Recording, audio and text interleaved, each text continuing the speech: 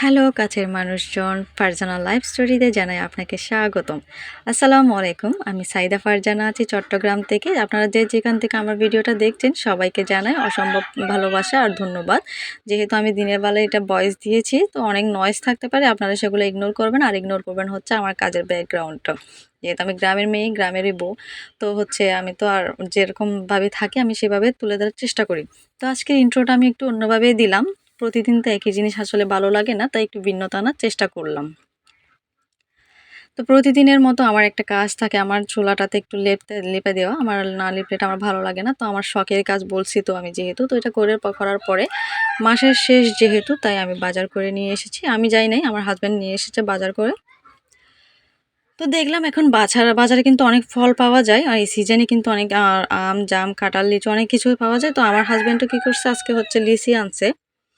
আপনারা দেখবেন লিচু খাওয়ার আগে একটু সাবধানে থাকবেন। দেখতে সুন্দর হলে কিন্তু হয় না, এটার ভেতরে কিন্তু দেখেন কি একটা অবস্থা। আমি নিজে দেখে আমার গা যেন কেমন যেন শিউরে উঠছিল। তারপরও আমি আপনাদের সাথে শেয়ার করলাম একটু, যাতে আপনারাও সচেতন হন। তো বাচ্চাদেরকে দেওয়ার আগে আপনারা জিনিসটা চেক করে দেখবেন। টাকা দিয়ে তো জিনিস কিনবেন, বাজার থেকে ভালো জিনিস কেনার চেষ্টা করবেন। এই ছোট ছোট লিচুগুলো হচ্ছে এখন বেশি পোকা থাকে। আমি একটা না, যতগুলো লিচি দেখছি সবগুলোতে কিন্তু সেম সমস্যাই ছিল, পোকা ছিল। তো আপনারা চেষ্টা করবেন বড়টা কেনার জন্য। বড়টা অনেক বেশি কিন্তু ভালো থাকে, একটু দাম বেশি হলেও জিনিসটা কিন্তু ভালো। তো আপনারা স্ক্রিনে যে মরিচটা দেখতেছেন, এটা অনেকেই চেনেন, আবার অনেকেও চেনেন না। এটা যে এক একজনের বাজার বা জেলায় এক এক রকম নাম বলে থাকে। আমাদের চট্টগ্রামের ভাষায় এটাকে আমরা বাতাসা মরিচ বলে থাকি।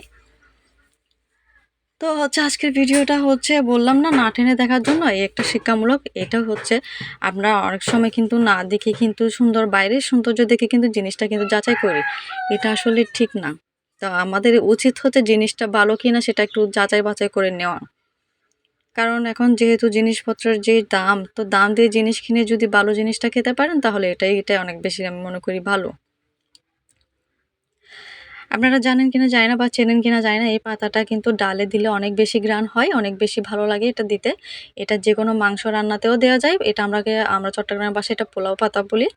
তো এটা আমি ডাল রান্নাতেই দিই সবসময়। আমার কাছে যেহেতু খুব অল্প পাতা ছিল, তাই আমি ২টা ছিঁড়ে নিয়ে আমার ডালের জন্য নিয়ে আসছি। এটা আমি মাংসতেও দিই, এটার একটা আলাদা ফ্লেভার থাকে। অনেকে হয়তো চেনেন, আবার অনেকেও চিনবেন না। তো আমার একটু মিস্টেক হয়ে গেছে, ক্যামেরাটা হয়তো একটু অন্যরকম হয়ে গেছে, লেন্সটা একটু অন্যভাবে হয়ে গেছে। তো তারপর আমি চলে আসলাম মাছ রান্না করতে। মাছটা আমি ভালো করে ধুয়ে নিয়েছিলাম। তারপর হচ্ছে লবণ হলুদ দিয়ে মাখিয়ে রান্না করার জন্য আমি এটা প্রস্তুতি নিচ্ছি রান্নার জন্য। যেটা পাঙ্গাস মাছ ছিল।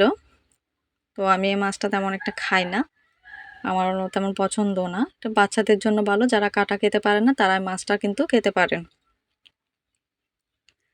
তো আমি ভালোভাবে ধুয়ে পরিষ্কার করে নিয়েছি অনেকবার। তারপর রান্নার কাজে চলে আসলাম। এই মাছে একটু টমেটো বেশি দিলে ভালো লাগে। আর আমি ওই যে মরিচটা বললাম না, আমি মরিচটা কিন্তু মাছেও দিই। মাছে রান্না করলে কিন্তু এটা অনেক বেশি ঘ্রাণ, অনেক ভালো লাগে। মাছে রান্না করলে এটা মাছের পাশে দিলে হয় অনেক বেশি ঘ্রাণ।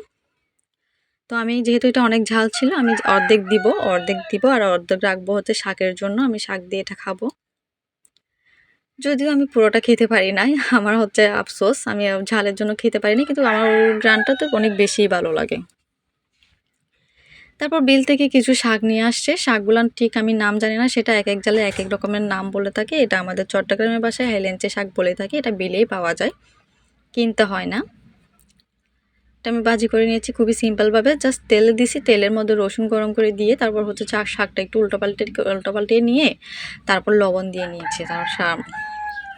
আর আমার খুব মোস্ট ফেভারিট একটা খাবার টমেটো চাটনি, ওটাও করে নিয়েছি।